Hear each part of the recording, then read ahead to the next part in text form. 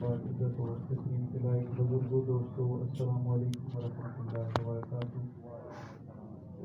آج ہم ایصال ثواب کی اس نشست میں حاضر ہیں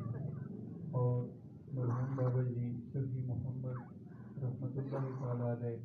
ان کے ایصال ثواب کے لیے بلندی درجات کے لیے ان کی اولاد ان کے سوگواران کے ساتھ تعزیت کے لیے جمع ہیں۔ اللہ کریم ہم سب کا جمع ہونا قبول فرمائے،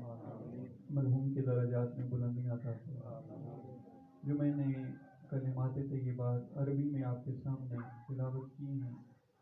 ان میں پہلے رسول اللہ صلی اللہ علیہ وآلہ وسلم کی دعا ہے، اور آپ یہ دعا مانگا کرتے تھے، اللہم احیینی مسکینا، اے اللہ تو مجھے حالت مسکینی میں زندگی عطا فرما، وامیتنی مسکینا، یا اللہ مجھے موت آئے، مجھے نہیں چاہیے دولت مندی، مجھے نہیں چاہیے غنا، اور تو مجھے موت بھی حالت مسکینی میں عطا فرما۔ اور جب قیامت کے دن آئے واحشرنی فی زمرۃ المساکین، یا اللہ جب قیامت کا دن آئے پھر بھی میرے دائیں بائیں اور نہیں، میرے دائیں بائیں وہاں پہ بھی مسکینوں کا ہی حلقہ موجود ہو۔ تو اس سے پتہ یہ چلتا ہے کہ آقا کریم صلی اللہ علیہ وآلہ وسلم کو فی نفس ہی یہ چیز انتہائی محبوب تھی، بلکہ آپ نے علماء سے سن رکھا ہے کہ جب قیامت کا دن آئے گا میزان عمل پہ لوگوں کے اعمال تولے جائیں گے، پھر جنتی جنت میں اور جہنمی جہنم کی طرف ہانکے جائیں گے، تو اس وقت آقا کریم صلی اللہ علیہ وآلہ وسلم نے ایک منظر بیان فرمایا ہے کہ میری امت کے جو غرباء ہیں وہ میری امت کے دولت مندوں سے 500 سال پہلے جنت میں داخل کیے جائیں گے۔ سارے تھگیڑے اتر نہیں جائیں گے، ساری ان دنیا کی مشقتوں کا مزہ نہیں آ جائے گا کہ جب دنیا دار اپنے کمانے کا حساب دے رہے ہوں گے، خرچ کرنے کا حساب دے رہے ہوں گے، اور بظاہر جن کی زندگی مشکل حالات میں گزری انہوں نے اس پہ صبر کیا، کسی کے سامنے اپنا ہاتھ نہیں پھیلایا، اللہ کی رضا پر راضی رہتے ہوئے یہ ساری کی ساری چیزیں قبول کی۔ اندازہ تو کرے نا، اگر اس چیز پہ آپ کو اور مجھے اعتماد حاصل ہو جائے، ایمان کی وہ لذتیں نصیب ہوں، قسم بخدا ہم دنیا کی خاطر پھر مارے مارے نہ پھریں۔ فقط یہ ایک جملہ جو ہے نا کہ آپ نے جو علماء سے سن رکھا ہے کہ قیامت کے دن ہر بندے سے سوال کیا جائے گا، وہ 5 مختلف سوال ہیں، اگر ان پہ ہم تھوڑا سا غور کریں اور دوسری طرف وہ بندہ دیکھیں کہ جس کے پاس بظاہر دنیا کا مال و اسباب کم ہے، جب قیامت کا دن آئے گا یہاں تو بہت زیادہ فرق ہوتا ہے، جس کے پاس بہت زیادہ ہوتا ہے اس کا کوئی فوت ہو جائے پھر رش بھی وہاں پہ ہی ہوتا ہے، پھر دنیا دار منہ دکھانے کے لیے اسی کے پاس جا رہے ہوتے ہیں۔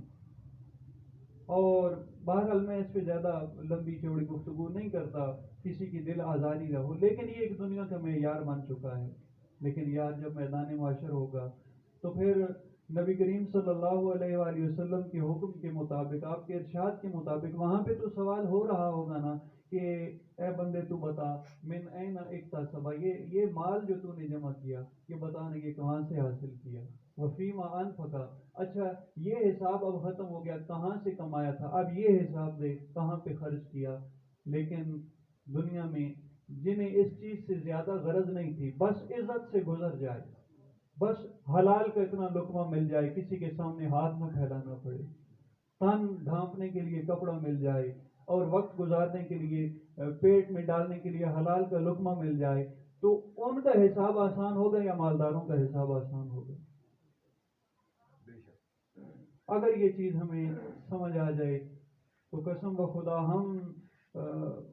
پھر ہمارے انداز جینے کے الگ ہو جائیں، پھر ہمیں قناعت کا نور نصیب ہو جائے۔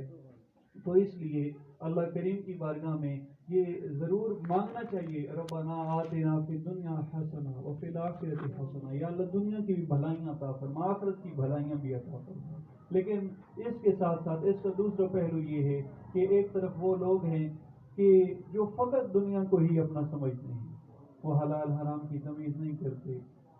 وہ اللہ کے دیے ہوئے پر شکر ادا نہیں کرتے، وہ محنत نہیں کرتے. اسی طریقے سے کچھ ہیں کہ جن کے اوپر بظاہر تھوڑا سا مشکل وقت آئے لوگوں کے سامنے ہاتھ پھیلانا شروع کر دیتے ہیں. لیکن آقا کریم صلی اللہ علیہ وآلہ وسلم کے فرمان کے مطابق جو آپ علیہ السلام نے ارشاد فرمایا، لوگوں میں بھی اللہ کا حبیب ہوں، والکاسب و حبیب اللہ، اور وہ جو اپنے ہاتھ سے کماتا ہے اور اپنے ہاتھ کے ساتھ حلال کا لقمہ وہ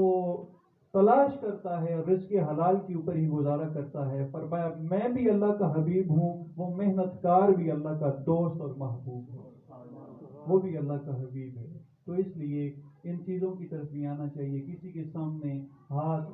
نہ پھیلائیں، اپنی عزت نفس، اپنی خودداری اس کو قائم رکھیں. اور اس کے ساتھ ساتھ ہمیں یہ بھی کرنا چاہیے کہ اللہ نے اگر